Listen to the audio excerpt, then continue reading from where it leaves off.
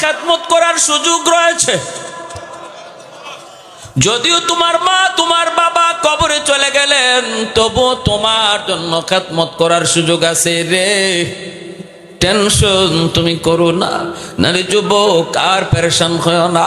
5টা আমল যদি তুমি করো, 5টা কাজ যদি তুমি করো, তোমার মা তোমার বাবা কবরে শুয়া শুয়া তোমার খেদমত পাইতে থাকবে। একটু আওয়াজ দিয়ে কোন সুবহানাল্লাহ, আর একটু জোরে সুবহানাল্লাহ। লা জিদ্দা ওয়ালা নিদ্দা ওয়ালা হাদ্দা লিমাওলা, লা জিদ্দা ওয়ালা নিদ্দা ওয়ালা হাদ্দা লিমাওলা। আল আনা কামা কানা ওয়ালাম ইয়ালকা যাওয়ালা, আল আনা কামা কানা ওয়ালাম ইয়ালকা যাওয়ালা। লা মিসলা ওয়ালা সাওয়ারা মিসলাম ওয়া নাযীরা, মান ক্বালা সিওয়া যালিকা ক্বাদ ক্বালা মুহালা। লা ওয়ালদা ওয়ালা ওয়ালিদা লা আম্মা ওয়া খালা, লা শিবহা ওয়ালা মিসলা ওয়ালা কুফুয়া লিমাওলা। একটু জোরে সোরে কোন আল্লাহু আকবার।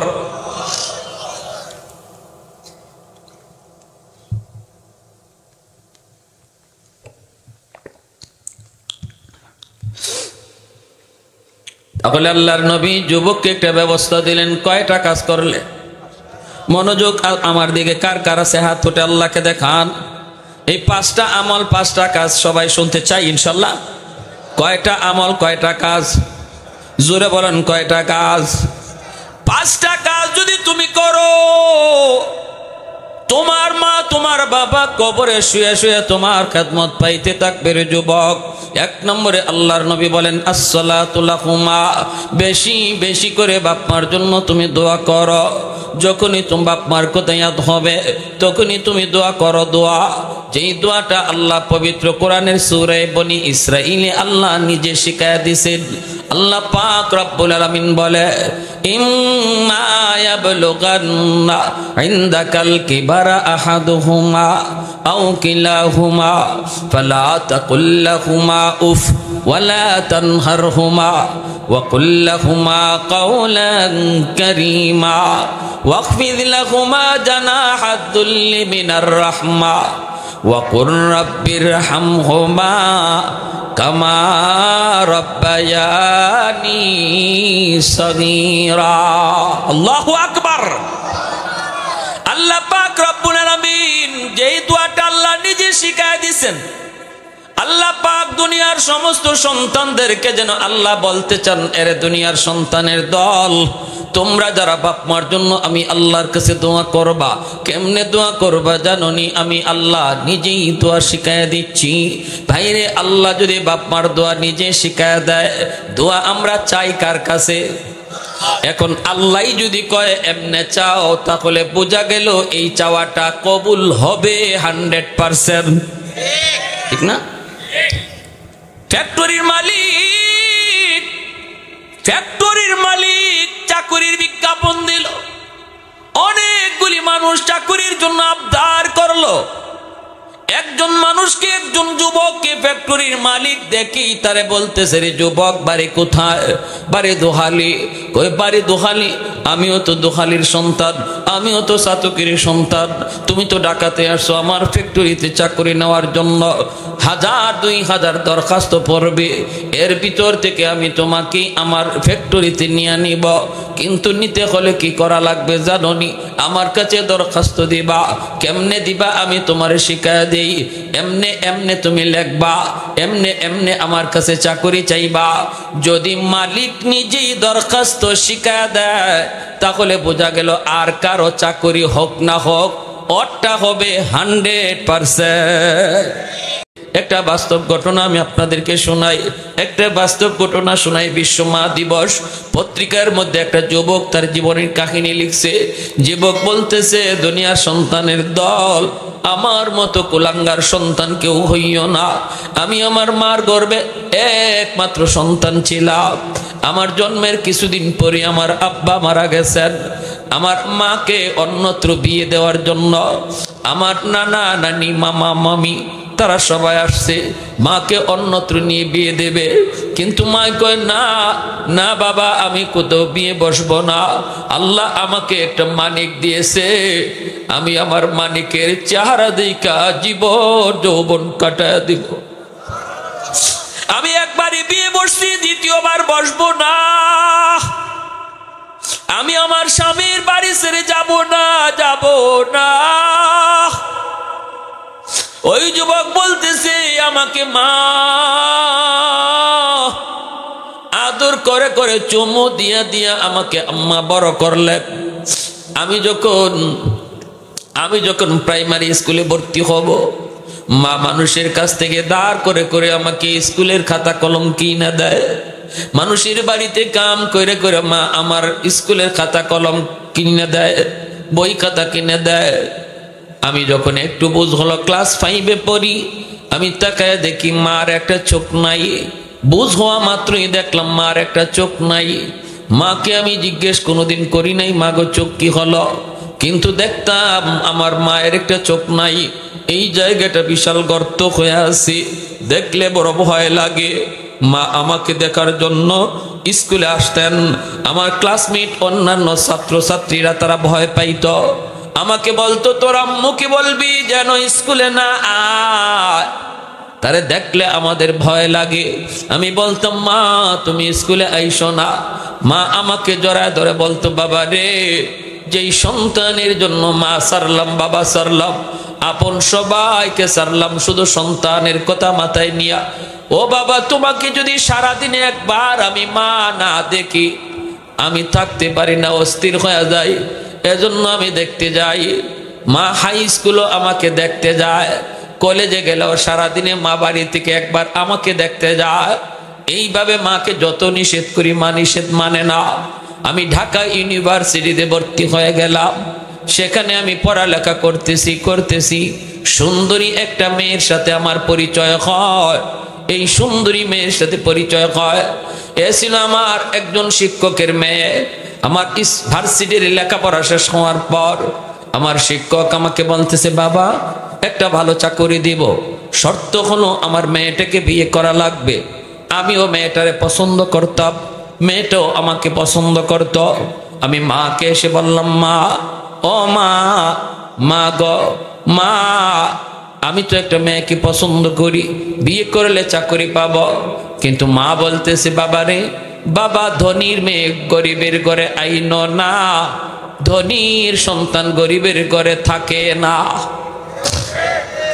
এজন্যই শরীয়ত কই কুফুদে করে যুবক ভালো পজিশন পাইলেই তুমি দৌড় দিও না। বিবাহটা একটা ছেলে খেলা নয়, একটা আগামী একটা জীবন জড়িত, এর মধ্যে আওলাদের ভবিষ্যৎ জড়িত। এজন্যই বিবাহ শাদী এটা ছেলে খেলা নয়, খামখেয়ালি কোনো বিষয় নয়। শরীয়তে বলে কুফু মিলায় বিয়ে কইরো। তুমি যেই পর্যায়ে আসো এই পর্যায়ে যাও, বেশি উপরে যাও না, গেলে পরে সংসারে শান্তি আসবে না। মা কিন্তু এই কথাটাই বুঝাইছে। ছেলে কয় না গো মা কোনো অসুবিধা হবে না। তার সাথে আমার কথা হয়েছে, ছেলে একদম পাগল পারা হয়ে গেছে। মা বাধ্য হয়ে রাজি হয়ে গেল।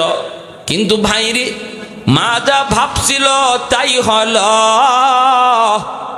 অল্প দিনের ভিতরেই সে তার স্বামীরে পটাইয়া মার বিরুদ্ধে বিভিন্ন কথা বলাইয়া মার সাথে গোসা করাইয়া স্বামী লইয়া শহরে চলে গেল। মারে গ্রামে পাঠায় দিল। এই মা বৃদ্ধা মা একা একা গ্রামের বাড়িতে থাকে, কেউ নাই। যেই সময় মাকে তার মা বাবা নিতে আসছিল যায় নাই। যেই সন্তানের কারণে এই বাড়িতে থাকলো, এই সন্তান এখন মাকে পালায়া শহরে থাকে। সুন্দরী বউ নিয়ে মার খবর নেয় না, বৎসরে একবারও মার কাছে আয় না।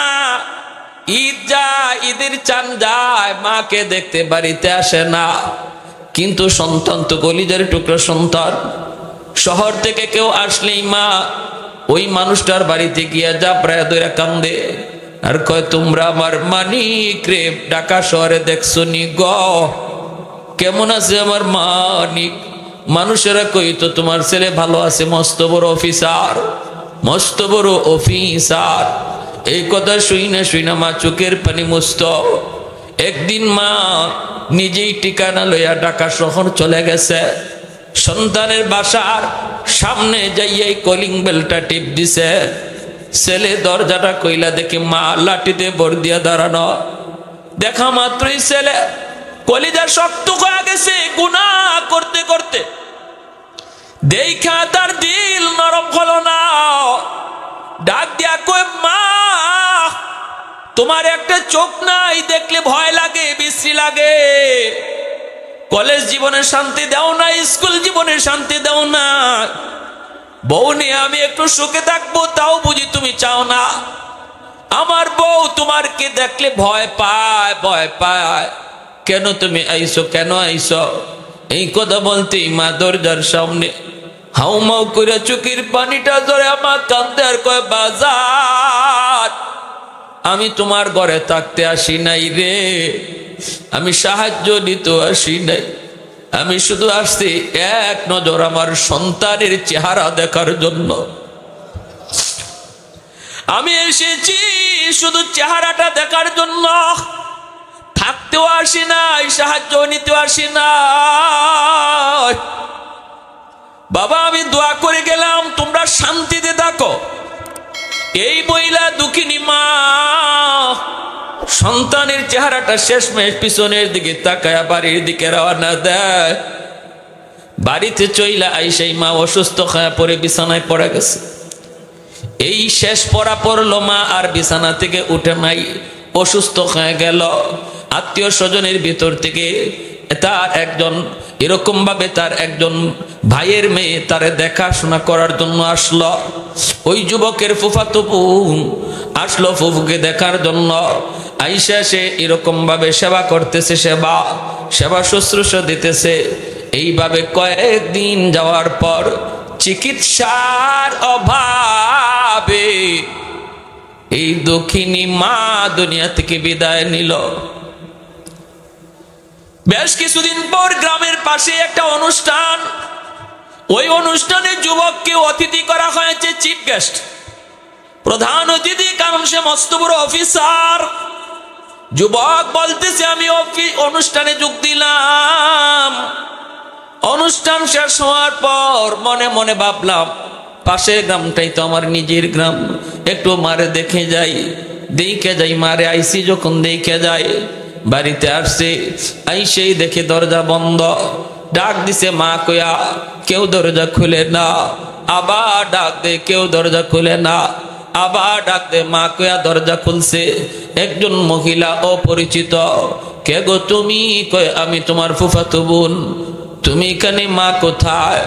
বলতেই মহিলাটা চোখের পানি ধরে কাঁদতেছে আর বলতেছে আমার ফুফি জান আজ থেকে 1 সপ্তাহ আগে দুনিয়ার জগৎ ছেড়ে চলে গেছে। আপনি বুঝি এই বাড়ির সাহেব? কয় হ আমি এই বাড়ির সাহেব। কহায় মৃত্যুর আগে আমার ফুফু কত করে কান্নাকাটি আমাদেরকে করলো। আমার এক নজর আমার সন্তান রে তোমরা দেখাইবানি গো, মৃত্যুর আগে আমার সন্তান রে এক নজর দেখাইবানি। কিন্তু আমরা তোমার খবর কোত্থেকে লইব, কেমন করে তোমাকে খবর দিব? এই অবস্থায় আমার ফুফে দুনিয়া থেকে বিদায় নিল। যাবার সময় আমার হাতে একটা চিঠি দিয়ে গেল আর বলে গেল মারে আমার সন্তান যদি কোনোদিন আমার খবর নিতে আয়, তুমি তার হাতে আমার চিঠিটা পৌঁছায়। এই যে নেন আপনার মার হাতের চিঠি। যুবক কয় আমি চিঠিটা খুললাম, কইলা দেখি মার হাতের লেখা। মায় লিখছে বাজার কোন দিন মার খবর নিতে গ্রামে আইবা আমি মা জানি না রে, কোন দিন মার কথা মনে পড়বে আমি জানি না। তবে বাজার মৃত্যুর আগে একটা কথা তোমাকে আমি জানাই নাই, তুমিও জানতে চাও নাই, এজন্য মায় জানাই নাই। আজকে মৃত্যুর আগে তোমাকে চিঠির মাধ্যমে জানা গেলাম।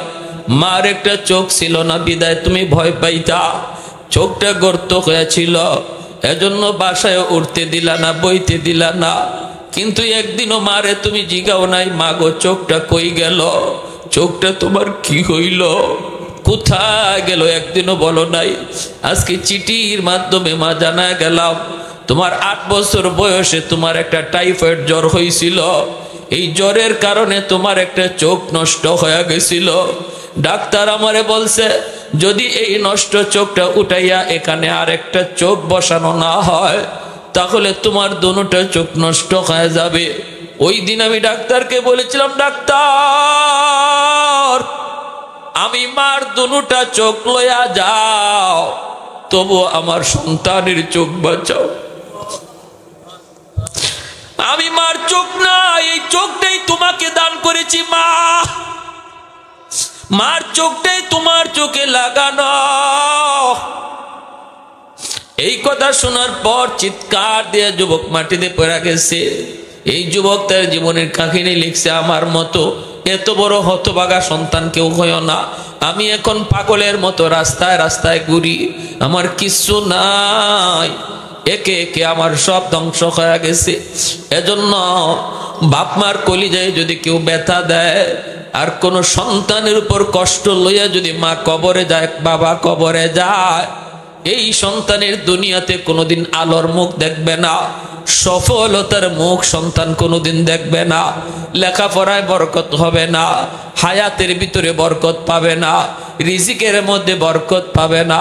যদি বাপ মার কলিজায় ব্যথা থাকে, আর যদি বাপ মা কোনো সন্তানের উপরে দোয়া দেয় রে যুবক, অন্তরে যদি বাপ মার দোয়া থাকে, ছেলে মাকে খুশি করে চলে, বাবারে খুশি রাইকা চলে, বাবা যেভাবে কয় মা যেভাবে চায় এইভাবেই সে চলে, তাহলে এই সন্তান যদি ছাত্র হয় আল্লাহ তার লেখা পড়ার ভিতরে বরকত দিয়া দেয়, হায়াতের ভিতরে আল্লাহ বরকত বাড়ায় দেয়, হায়াতের ভিতরে বরকত।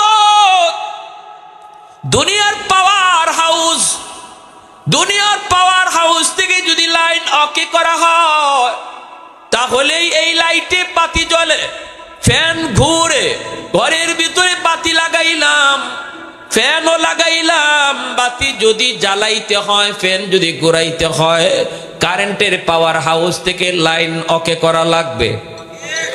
যদি আমি পাওয়ার হাউস থেকে লাইন অকে না করি তাহলে লাইট টিকি থাকবে, জ্বলবে না, ফ্যান টিকি থাকবে, চলবে না।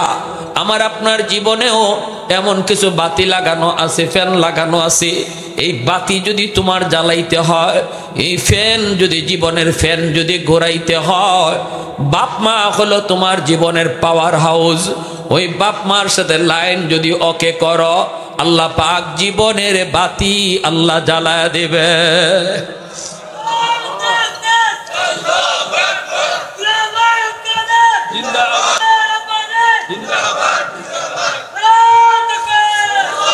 ভাইরা আমার, এজন্য আল্লাহর নবী, রহমতের নবী, মায়ার নবী বলেন, মায়ার নবী, দয়ার নবী বলেন, এর যুবক, 1 নাম্বার কাজ হলো বাপ মার জন্য বেশি বেশি করে তুমি দোয়া করো, দোয়া করো। যখনই তুমি বাপ মার জন্য এই দোয়াটা করবা, বাপ মা জীবিত থাকার কবরে চলে যাও, সর্ব অবস্থায় এই দোয়াটা তুমি করবা। নামাজের পরেও করবা, নামাজের বাহিরেও করবা, মসজিদের ভিতরেও করবা, মসজিদের বাহিরেও করবা, কবর দেখলেও করবা, কবর না দেখলেও বাপ মার কথা ইয়াদ হলে দোয়া করবা। আল্লাহ নবী কয় সাথে সাথে তোমার এই দোয়ার খবর আল্লাহ বাপ মার কবরে পৌঁছে দেয়। আমি দেখেছি গো নবী, আমার বাবার কষ্টের চিত্র আমি দেখেছি। অগণবীজি, আমি একটু বড় হওয়া মাত্রই আমার আব্বা আমার আম্মা একে একে দুজন বিদায় নিলেন। আমি অনেক চেষ্টা করেছি গো ভালো কোনো কাজকর্ম করার জন্য, সংসারের অভাব দূর করার জন্য আপ্রাণ আমি চেষ্টা করেছি, চিকিৎসাটা করানোর জন্য, আমার মাকে ঔষধ খাওয়ানোর জন্য চেষ্টা করেছি। কিন্তু নবী গো, আমি সফলতা পাই নাই, টাকা পয়সার কোনো সন্ধান আমি পাই নাই, বাবার চিকিৎসা আমি ভালোভাবে করতে পারি নাই, মায়ের চিকিৎসাও আমি ভালো ডাক্তার দেখাইতে পারি নাই। ওগো নবীজি, অভাবের সংসারে আমার মা আমার বাবা দুজন কবরে চলে গেছে। আজ আল্লাহ আমাকে অনেক টাকার মালিক বানাইছে, সম্পদের কোনো অভাব নাই, চতুর্দিকে আমার শুধু টাকা আয় টাকা, একটার পর একটা শুধু সফলতার সফলতার সফলতা। টাকা পয়সার কোনো অভাব নাই, সম্পদের কোনো অভাব নাই। এখন আমি আমার আব্বাকে যেখানে মন চায় যত বড় ডাক্তার হোক তারে আব্বার চিকিৎসা করাইতে পারতাম, আমার মার আমি চিকিৎসা করাইতে পারতাম। আল্লাহ আমাকে অনেক ধন দিয়েছে, দৌলত দিয়েছে। আমার মা ভালো একটা শাড়ি কোনোদিন পরেন নাই। আমি দেখেছি বৎসরে 2টা ঈদ যায়, আমার মা নতুন কাপড় কিনতে পারেন না, বাবা নতুন একটা লুঙ্গি কিনতে পারেন না। আজ আল্লাহ আমাকে অনেক ধন দিয়েছে, দৌলত দিয়েছে, কিন্তু বাপ মার সেবা করার সুযোগ নাই। ওগো নবীজি, আমি এই টাকা দিয়ে এখন কি করব? আমার এই টাকা দিয়ে আমি কার খেদমত করব? আমি ওই টাকা হাতে নিয়ে চোখের পানি জড়ায় জড়ায় শুধু কান্দে আর শুধু বলি, টাকা রে, তোর জন্য আমি আমার আম্মার চিকিৎসা করাইতে পারি নাই। আসলি তো আসলি, সময় মতো আসলি না। যদি সময় মতো আসতি আমি বাবা মার চিকিৎসা করাইতে পারতাম, অভাব দূর হইত। না পারি নাই গো নবী। ও গো নবীজি, আমার রাতের বেলা ঘুম আসে না। আমার মার কথা ইয়াদ হলে, বাবার কথা ইয়াদ হলে সারা রাত আমার চোখের পানিতে কেটে যায়। আমি শুধু কান্না করি গো নবী। ও গো নবীজি, আমার এই অশান্ত মনকে শান্ত করার কোনো ব্যবস্থা আসেনি? আপনি একটু বলুন, আমার কবরে শুয়ে থাকা মা বাবার খেদমত করার কোনো সুযোগ আছে কিনা? যদি কোনো সুযোগ থাকে তাহলে আমি করতে রাজি। আল্লাহ নবী রহমতের নবীর চোখ দিয়েও দর দর করে পানি পড়ে, কারণ আমার নবী মা বাবার প্রতি দুর্বল। ঠিক কিনা জোরে কর। আল্লাহ নবী যুবককে ডাক দেয়া কইরে, যুবক, টেনশন করো না, তোমার জন্য এখনো বাপ মার খেদমত করার সুযোগ রয়েছে। যদিও তোমার মা তোমার বাবা কবরে চলে গেলেন, তবু তোমার জন্য খেদমত করার সুযোগ আছে রে। টেনশন তুমি করো না। নারে যুবক, আর পেরেশান হয় না। 5টা আমল যদি তুমি করো, 5টা কাজ যদি তুমি করো, তোমার মা তোমার বাবা কবরে শুয়া শুয়া তোমার খেদমত পাইতে থাকবে। একটু আওয়াজ দিয়ে কোন সুবহানাল্লাহ, আর একটু জোরে সুবহানাল্লাহ। লা জিদ্দা ওয়ালা নিদ্দা ওয়ালা হাদ্দা লিমাওলা, লা জিদ্দা ওয়ালা নিদ্দা ওয়ালা হাদ্দা লিমাওলা। আল আনা কামা কানা ওয়ালাম ইয়ালকা যাওয়ালা, আল আনা কামা কানা ওয়ালাম ইয়ালকা যাওয়ালা। لا مثل ولا صور مثلا ونذيرا، من قال سوى ذلك قد قال محالا. لا ولد ولا والد لا عم وخالا، لا شبه ولا مثل ولا كفوا لمولا. একটু জোরে সরে কোন আল্লাহু আকবার।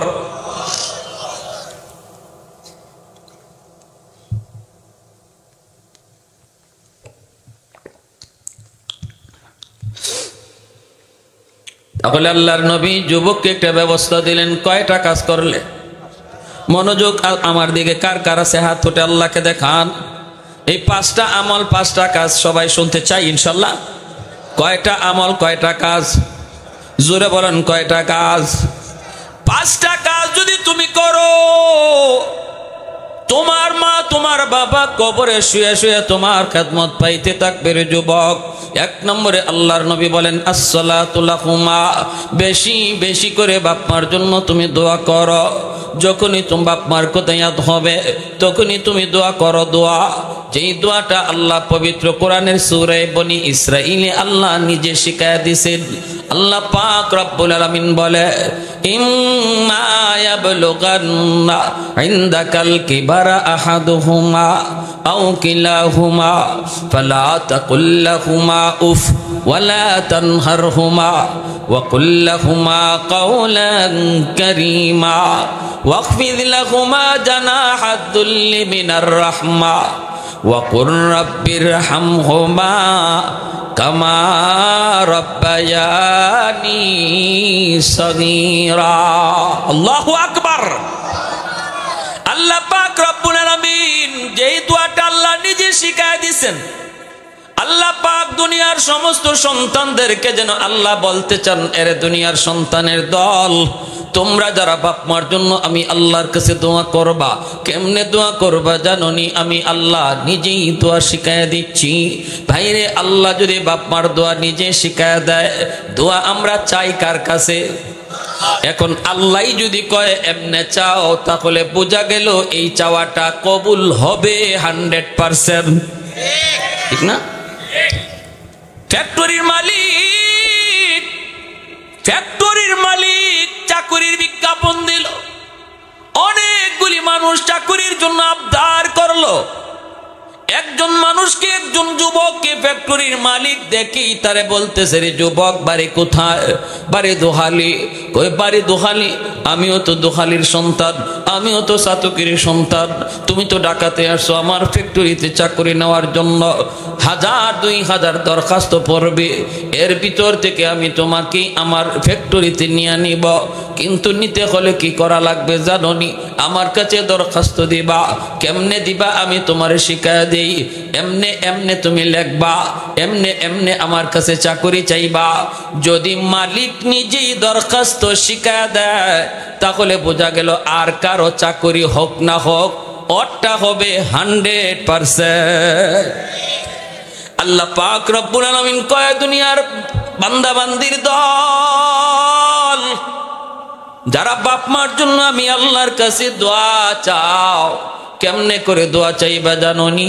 আমাকে বলো, রব্বির হামহুমা কামা রাব্বায়ানি সগীরা। যখনই তুমি এই দোয়াটা বাপ মার জন্য করবা, সাথে সাথে তোমার খেদমত কবরে চলে যাবে। একটু জোরে কন্যা সুবহানাল্লাহ। অর্থ কি? রব্বির হামহুমা কামা রাব্বায়ানি সগীরা।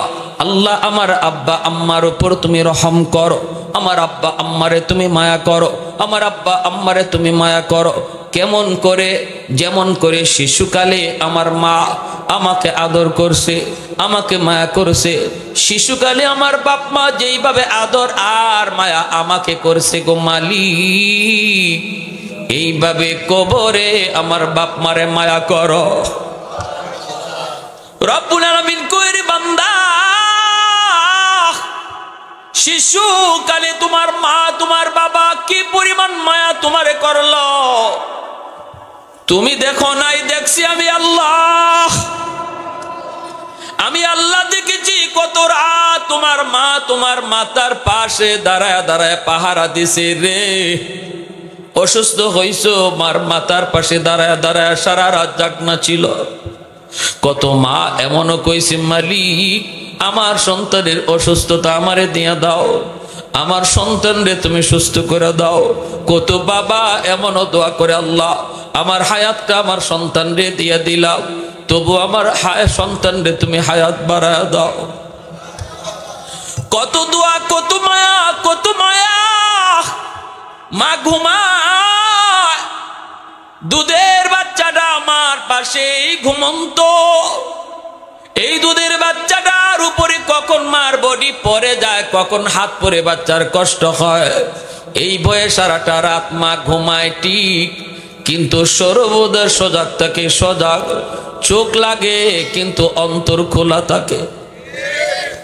হাতটা সন্তানের বুকের উপরে দিয়া রাখে, সারাটা মা ঘুমায় কিন্তু সন্তানের বুকের উপর থেকে মা হাতটা সরায় না।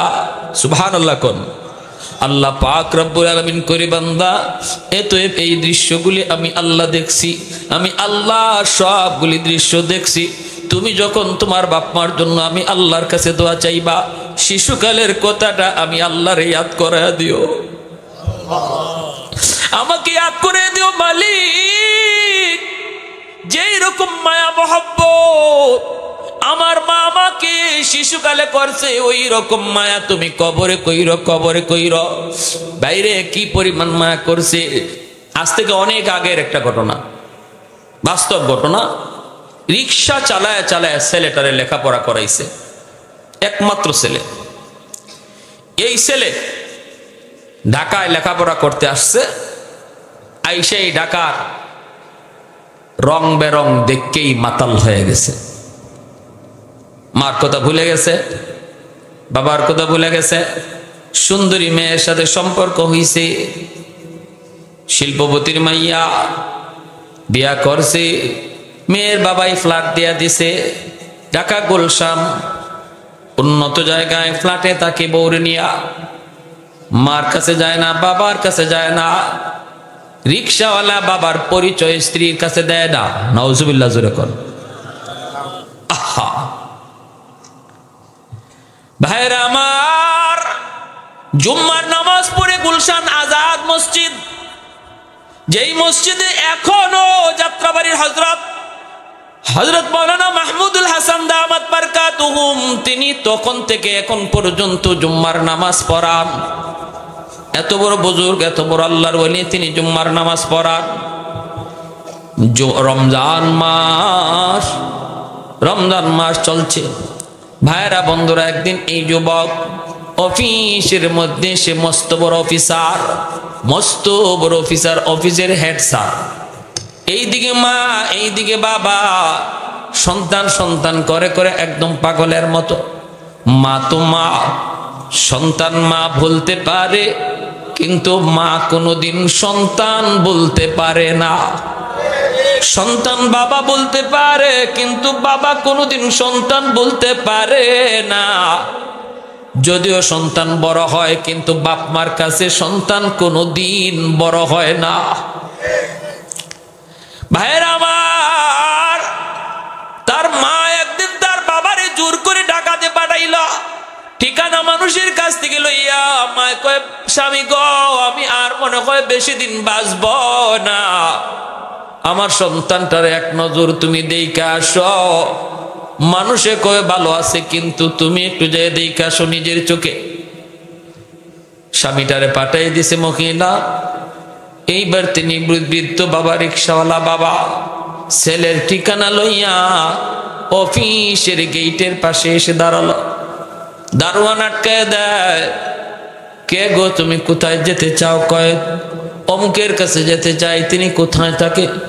দারোয়ান কই, ইনি তো আমার অফিসের সবচেয়ে বড় বস, ইনি তো আমার অফিসের সবচেয়ে বড় বস। আমার বসের সাথে যদি দেখা করতে হয় তাহলে বসের পারমিশন লাগবে। বস যদি অনুমতি না দেয়, দেখা করার কোনো সুযোগ নাই। আপনি এখানে দাঁড়ান, আমি বসকে যে জিজ্ঞেস করি। দারোয়ান গেছে, যায় বলতেছে, স্যার, গেইটে একজন বুড়া মানুষ আপনারে খুঁজতে আইছে, আপনারে দেখতে আইছে। সিসি ক্যামেরা লাগানো, গেইটের মধ্যে ক্যামেরা লাগানো রে ভাই। ছেলে বলতেছে, আমি এই ছেলে অফিসের মধ্যে কম্পিউটার অন কইরেই দেখে সিসি ক্যামেরায় ধরা পড়ছে। এই বৃদ্ধ মানুষটা আর কেউ না, এই বৃদ্ধ মানুষটা হলো তার বাবা। কিন্তু বাবাকে দেখার পরও তার দিল নরম হলো না। যেই বাবা রিক্সা চালায় চালায় আমার লেখাপড়ার খরচ দিল, যেই বাবা এত কষ্ট করে নিজের গায়ে রক্তটারে পানি করে আমার লেখাপড়ার খরচ দিয়া গেল রে, আজ ওই বাবা আবার গেইটের পাশে, তবুও ছেলের দিল নরম হলো না। দারোয়ানের হাতে 500 টাকা ধরায় দেয়া কয়, যা যায় বলবি আমার স্যার খুব ব্যস্ত, দেখা করার টাইম নাই। 500 টাকা তুই দিয়ে দিবি। যেই মাত্র আইসা দারোয়ান হাতে দিয়ে কয় 500 টাকা স্যারে দিছে। স্যার খুব ব্যস্ত, দেখা করা যাবে না। কয় বাবা তুমি যাও, যে বলো আমি তার গ্রাম থেকে আসছি। কই গিয়া লাভ নাই, আপনারে স্যারে সিসি ক্যামেরায় দেখছে। যেই মাত্র কইছে আপনারে স্যারে দেখছে, কই দেখছে বলে হ আপনারে দেখছে, আপনারে চিনছে। এরপরও বলছে ব্যস্ত, 500 টাকা দিয়া দিছে আপনাকে, রিক্সা ভাড়া, আপনারে যাতায়াত ভাড়া। এই কথা বলতেই বাবা মাথায় হাত দিয়া আল্লাহ কই একটা চিৎকার দিয়া মাটিতে পড়ে গেছে। এরপরে বাবা কানতেছে, আর দারোয়ানে কই চাচা গো আপনি কান্দেন কেন গো? কি কইছে আমার স্যার, আপনার কি হয়? তখন চাচা চোখের পানি মুছে আর কয়, বাজান রে তোমার স্যার আমার একমাত্র সন্তান। যেই সন্তান রে আমি রিক্সা চালায় চালায় তার লেখাপড়া করাইছিলাম। দারোয়ান কান্দে আর কয়, চাচা কি শুনাইলেন? আমার স্যার মাসে 50,000 টাকা বেতন পায়, আর আপনারে 500 টাকা ধরায় দিছে। আমি দারোয়ান 5,000 টাকা বেতন পাই, 2,000 টাকা নিজের খরচের জন্য রাখি গো, বাকি 3,000 আমার আব্বা আম্মার জন্য মাসে পাঠায় দিই। এইবার বাবা চোখের পানি মুছতে মুছতে বাড়ির দিকে রওনা দিছে। মা রাস্তায় দাঁড়ায় দাঁড়ায় স্বামীর অপেক্ষায়। কাছে যাওয়া দেখা মাত্রই মা দৌড়ায় গেছে স্বামীর কাছে। যাইয়া স্বামীকে জড়ায় ধরে, স্বামী গো আমার সন্তানরে কেমন দেখে আইছো, আমার সন্তানের চেহারাটা কেমন? বাবা তখন চোখের পানি মুছে আর স্ত্রীর চোখের পানিটা মুছে দেয়, আর কয়, স্ত্রী গো বিবি গো আর সন্তান সন্তান বইল না, তোমার সন্তান আজকে ঢাকা শহরের মস্ত বড় অফিসার। রিক্সাওয়ালা বাবার পরিচয় দিতে চায় না, পরিচয় দিতে চায় না। মা ওইখানে আবার মাটিতে পড়ে গেল। বেশ কিছুদিন পর মা আবার পাগলের মতো হয়ে কয়, আমাকে সহ তুমি নিয়ে চলো। মা বাবা দুজন আসছে, তবুও গেটে ঢুকতে দিল না। এইবার মা বাড়িতে আইসে বিছানায় পড়া গেছে, জীবনের শেষ বিছানায় পড়া। ভাইয়েরা, রমজান মাস, জুম্মার নামাজ পড়ার জন্য যুবক গুলশান আজাদ মসজিদে ঢুকছে। ওই দিন জুম্মার নামাজে বয়ান করেন যাত্রাবাড়ি হযরত। বয়ানের বিষয় বস্তু ছিল বাপমার হক। আল্লাহর ওলির জবানে মা বাবার হকের কিছু কথা শোনার পর যুবকের ভিতরে আগুন লেগে গেল, তুলপাড় শুরু হয়ে গেছে। আমি কত বড় অন্যায় করলাম, আমার মার সাথে বাবার সাথে কত বড় অন্যায় করলাম। এই কথা অন্তরে আসা মাত্রই যুবক চোখের পানি জড়ায় জড়ায় জুম্মার নামাজে চোখের পানি জড়ায় কাঁদছে, আর শুধু কইছে, আল্লাহ আমাকে একটু বাপ মার কাছে মাপ চাওয়ার সুযোগ দাও। আল্লাহ তুমি আমাকে আব্বা আম্মারে খুশি করার একটু সুযোগ তুমি আমারে দিও। এর আগে আমারও মরণ দিও না, আমার বাপ মারও মরণ দিও না। জুম্মার নামাজটা পইনা যুবক দৌড় দিয়া মার্কেটে গেছে, আর বাসায় যায় না। মার জন্য শাড়ি কিনছে, বাবার জন্য লুঙ্গি গেঞ্জি কিনছে, বিভিন্ন রকমের ফল ফলাদি লইয়া কানতেছে আর যায়, চোখের পানি মুছে আর কুমিল্লার দিকে রওনা দেয়।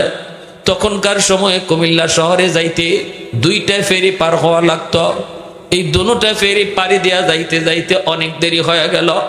শহরে পৌঁছা মাত্রই দেখা যায় তারাবির টাইম হয়ে গেছে। পুরা শহরটা একদম নীরব, শুনশান, কোনো কিছুই নাই। গ্রামে যাবে কেমন করে? মানুষকে জিজ্ঞেস করি, বাইরে কোনো রিক্সা মিক্সা পাওয়া যাইবনি? কোনো রিক্সা মিক্সা পাওয়া যাইবনি? মানুষে কয় না, এখন কোনো রিক্সা তুমি পাইবা না।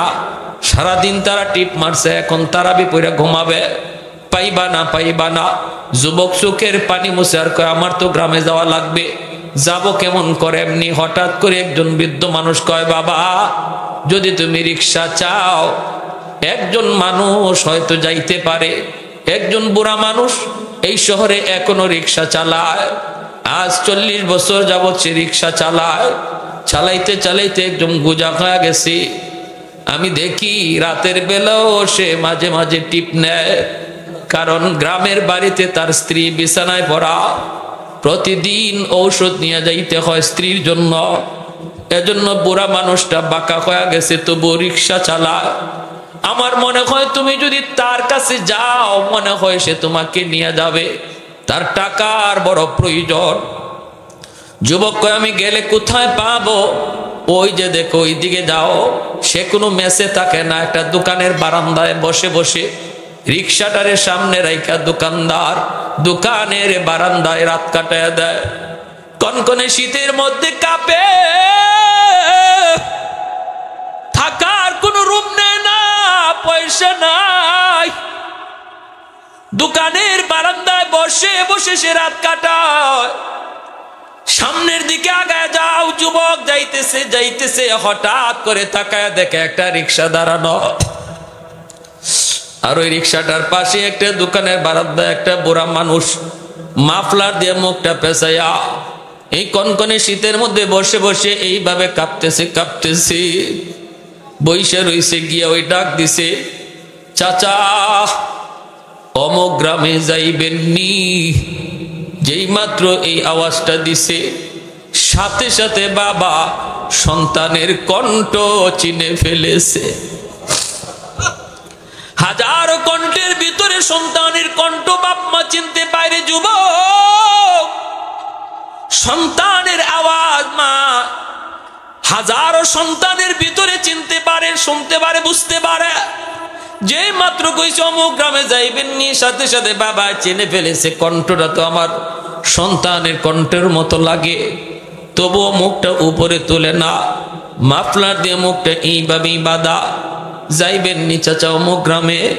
বাবা শিওর হয়ে গেল এটা আমার সন্তান। তখন বাবা মাথাটা নিচের দিকে দিয়া কয়, বাবা যাব, অসুবিধা নাই, যাব, আমার টাকা লাগবে। তখন যুবক বলতেছে কত টাকা দেওয়া লাগবে? বাবা তখন মাথাটা নিচের দিকে দিয়া কই, বাবা রে, জীবনে কত মানুষের কাছ থেকেই তো ভাড়া নিলাম, আজকে তোমার কাছ থেকে কোনো ভাড়া নিমু না। আজ আমি বাবা, আজ আমি কোনো ভাড়া তোমার কাছ থেকে নিমু না। ছেলে কয় না, আমি আপনাকে ডাবল ভাড়া দিব। বাবা কই, বাবা ভাড়া লাগবে না, তুমি রিক্সায় ওঠো। এই বইলা ছেলেরে রিক্সায় বসাইয়া বাবা নিজের মুখটারে মাফলার দিয়া পেঁচাইয়া বাবা রিক্সার চালক হইয়া পেট্রোল মেরা নিয়ে যাইতেছে। আর চোখ দিয়ে দর দর করে পানি পড়ে। বাবা কান্দে আর মনে মনে কয়, বাবা রে, শিশুকালে বাবা তোমারে কত রিক্সায় চলাইয়া ঘুরছি, আজ তুমি বড় হইছো, আজও বাবা তোমার রিক্সায় নিয়ে ঘুরতেছি। তুমি বাপ মা ভুলতে পারো, বাপ মা কোনোদিন তোমাকে ভুলে না। এই লিয়ে সামনের দিকে যায় একটা উঁচা জায়গা, বলতেছে বাবা এখানে নামো, আমি বুড়া মানুষ, সারাদিন রোজা রাখছি, ইফতার করার মতো কিছুই পাই নাই, এজন্য শরীরটা বড় দুর্বল, তুমি নামো।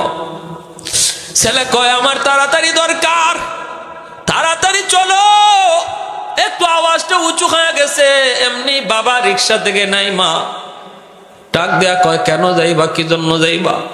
কয় আমার মার কাছে যাব, আমার বাবার কাছে যাব, আমি আমার বাপ মার সাথে বহুত বড় বিয়াদবি করছি, জানি না আমার বাবা কোথায়, আমার মা কোথায়। এই কথা বলতেই বাবা তখন মাফলারটা সরায় কয়, বাবা রে, এই রিক্সাওয়ালা বাবাই হলো তোমার হতভাগা বাবা। লাভ দিয়া বাবার পা জড়ায় ধরে কাঁদতে লাগলো।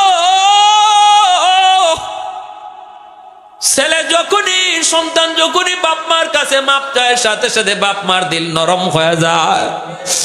যত অপরাধী সন্তান করুক না কেন, যুবক রে মনে রাখো, যত কষ্টই তুমি বাপ মারে দিছো না কেন, যখনই তাদের কাছে মাপ চাইবা বাপ মার দিল নরম হয়ে যাবে।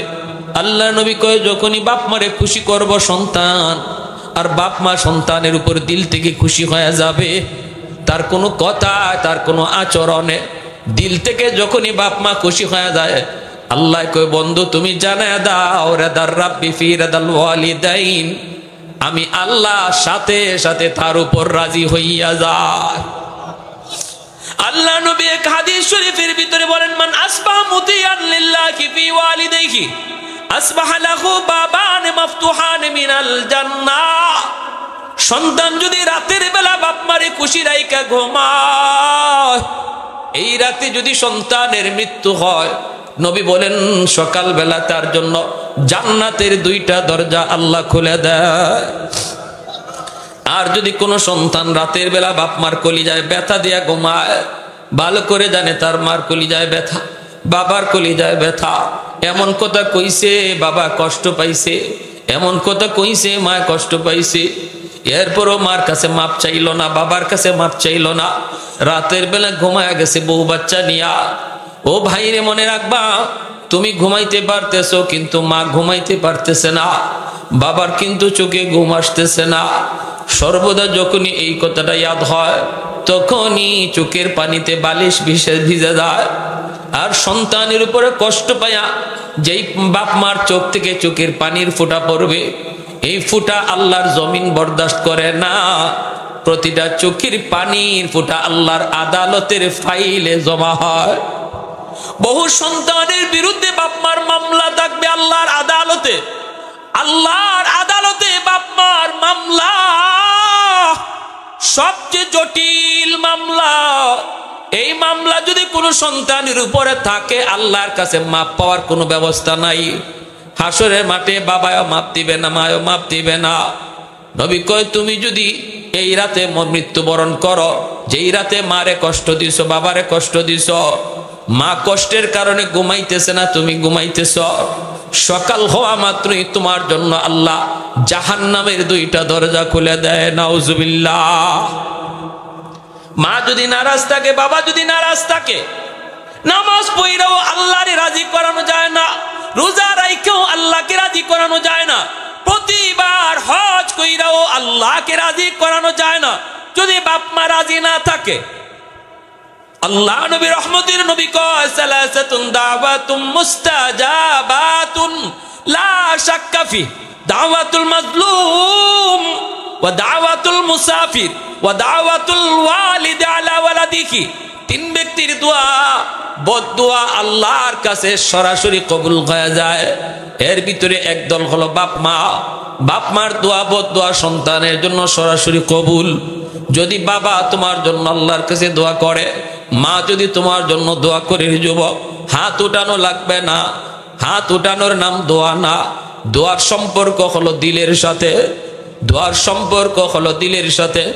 আমি যদি আপনারে খুশি করি, আপনার অন্তর থেকে যে দোয়াটা বের হবে এর নাম হলো দোয়া। হাত উঠানো হলো একটা সিস্টেম। আমার ভাইয়েরা বন্ধুরা, এটা নিষেধ না। হাত উঠানোটাও শরীয়তের একটা বিধান, এটারও সবুত আছে। কিন্তু প্রকৃত দোয়া হলো দিল থেকে যেটা বের হয়। ইমাম সাহেবের সাথে আপনি খারাপ আচরণ কইরা আবার যদি কোন হুজুর একটু হাত উঠান, আমার জন্য একটু দোয়া করেন, হুজুরে আপনার কথায় হয়তো হাত উঠাবে, কিন্তু কলিজার ভিতরে যে আঘাত দিয়া রাখছেন, এজন্য হাত যতই উঠাবে আপনার জন্য দোয়া বের হবে। মার কলিজায় তুমি ব্যথা দিবা, মা যতই মুখ দিয়া বলবে আল্লাহ তুমি আমার সন্তানকে কামিয়াবি দেও, হবে না, হবে না। অন্তর থেকে বাপ মার যে দোয়াটা আসে নাম দোয়া। নবী বলেন, যখনই বাপ মা দোয়া করে তখনই আল্লাহর দরবারে এই দোয়া সরাসরি কবুল। আব্দুল কাদের জিলানির দোয়া ডাইরেক্ট কবুল, কোনো গ্যারান্টি নাই। মঈনুদ্দিন চিশতির দোয়া ডাইরেক্ট কবুল, কোনো গ্যারান্টি নাই। কিন্তু মা বাপ মার দোয়া ডাইরেক্ট কবুল গ্যারান্টি আছে আমার মায়ার নবীর হাদিস। হাজারো আব্দুল কাদের জিলানি যদি এই রুমে থাকে, আর ওই রুমে যদি বুড়া মা থাকে, বাবা থাকে, তারা হাত উঠাইব। 1000 আব্দুল কাদের জিলানি আপনার জন্য হাত উঠাইছে। মায়ার নবী বলেন, তবুও তাদের দোয়া কবুল হবে কিনা গ্যারান্টি নাই।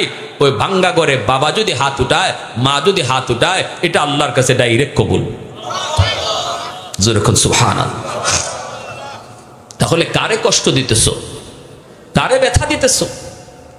দৌড়াইয়া ছেলে গিয়া মা কইয়া ডাক দিছে। বিছানায় পড়া যেই মা সন্তানের আওয়াজ পাইয়া মা সুস্থ হয়ে দাঁড়ায় গেছে।